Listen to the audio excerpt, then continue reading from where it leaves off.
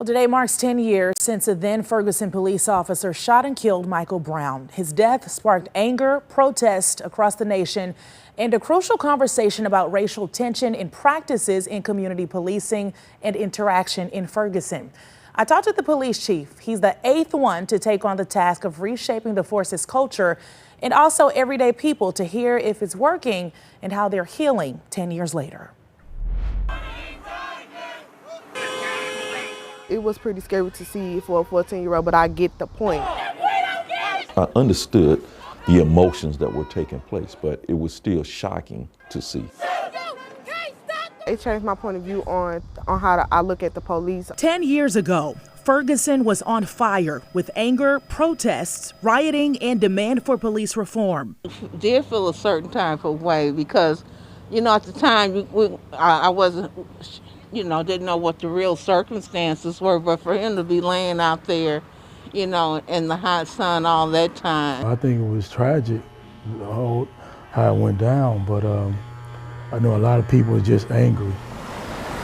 Today, the city honors 18-year-old Michael Brown with a memorial. People not only passing down Canfield to remember him, but also dozens of other African Americans killed during deadly interactions with officers across the country. These hands bearing their names. Black people are outraged about what happened.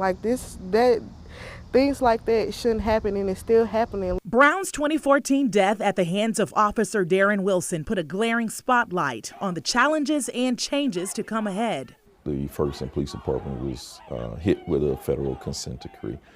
Part of the consent decree required us to come up with a comprehensive community engagement plan for our city. Chief Troy Doyle, a former St. Louis County Police Lieutenant Colonel, is the 8th police chief to lead the force since Brown's death. My biggest challenge is to change the culture of the police department. When I arrived here, morale was at an all-time low here. Chief Doyle says there's been hard work put into boosting morale. I've seen changes with the police department which have improved since the demonstrations. Shifting culture. Many of our officers have attended implicit bias training, use of force training, de-escalation training. And retaining a force more reflective of the people of Ferguson. I think they should just take who they bring in more seriously. The U.S. Justice Department's 100-page investigation into FPD highlighted staggering statistics of black people disproportionately pulled over, ticketed, and arrested. 10 years ago, the small town, almost 70% black, had only 3 black officers. Today, 50% are minorities. I think what's important for the community is that the people who are in the positions in which you mentioned are people who have some historical perspective, some type of, grassroots connection to the community that can truly understand.